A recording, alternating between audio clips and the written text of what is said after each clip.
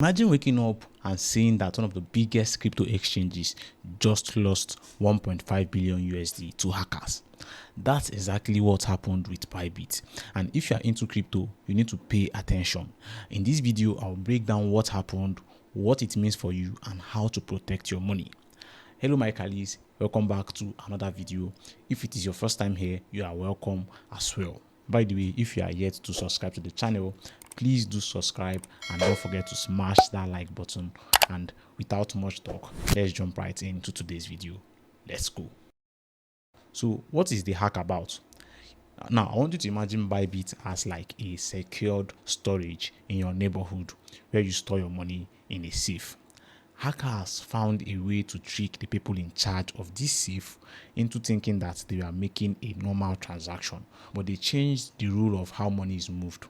It's like someone, pretending to be a trusted customer and asking to move money from the safe to another account, but secretly changing the destination. This trick allowed them to take control of the safe and move a huge amount of money in crypto, which is Ethereum, to an unknown account. The hackers used sophisticated methods to hide their actions, making it hard to detect until it was too late. Now, let's talk about how Bybit responded to this massive security breach. Because when something this big happens, the real question is, how does the company handle it? First things first, Bybit wasted no time in securing loans to cover the stolen funds. Imagine if a major Nigerian bank suddenly lost billions. People definitely panic, right? But Bybit moved quickly to reassure users that their funds were safe and backed one-to-one. CEO Ben personally confirmed that they had fully replenished the missing Ethereum, bringing their reserves back to 100%. Of course, fixing the immediate damage is one thing, but preventing future hack is just as important. Bybit is now working with top cybersecurity firms and law enforcement agencies to track down the hackers and strengthen their security. They are looking deep into their systems, especially their cold wallet setup, to make sure something like this never happens again. One thing Bybit did right was staying very, very transparent. Unlike some companies that stay silent after a crisis, Bybit kept their users updated through live streams and official statements. This helped maintain trust and prevented unnecessary panic in the crypto market. Now, let's be honest, even though Bybit handled this situation very, very well, it still raises an important question. How did these hackers get through in the first place? It's like locking your doors at night, but somehow a thief still manages to find their way in. No security system is perfect, which is why investors need to be extra cautious when storing their crypto on exchanges. So now, what does this situation mean for Nigerian crypto traders like you and me? Even if you aren't directly affected by the hack, the ripple effects are still something to think about. Let's talk money. Some Nigerian traders who had their assets on Bybit might have panicked, trying to withdraw their funds during the chaos. Luckily, Bybit's assurance that all clients' assets were backed one-to-one means most users won't suffer direct financial losses. But that doesn't mean the market didn't feel it, with Ethereum's price reacting to the news. If you have been in crypto long enough, you know that big events like this can shake the market, even if you aren't directly involved. Now, let's talk about something that is just as important as financial losses, which is psychological impact.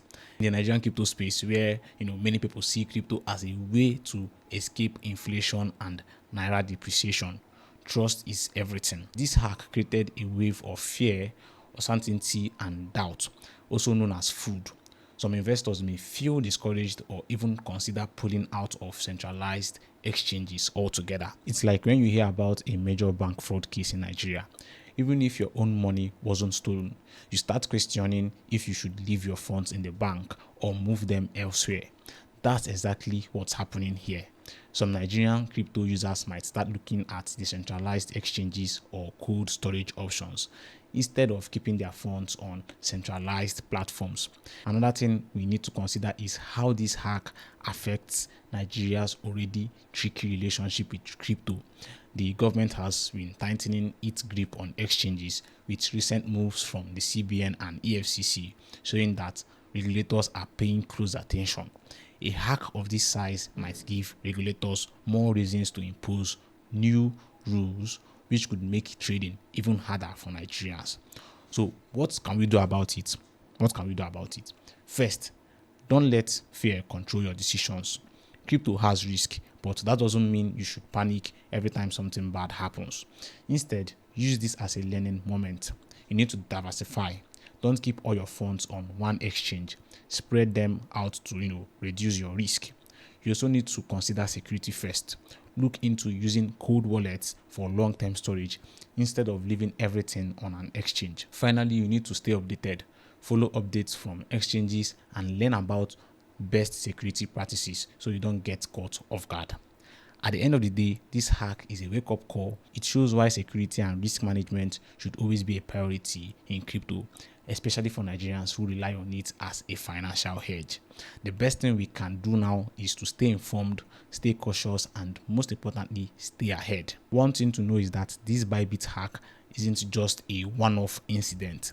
It's part of a much bigger trend that's been happening in the crypto space for years. So if you found this video helpful, smash the like button, share this video, and don't forget to subscribe as well. And also join my investing community.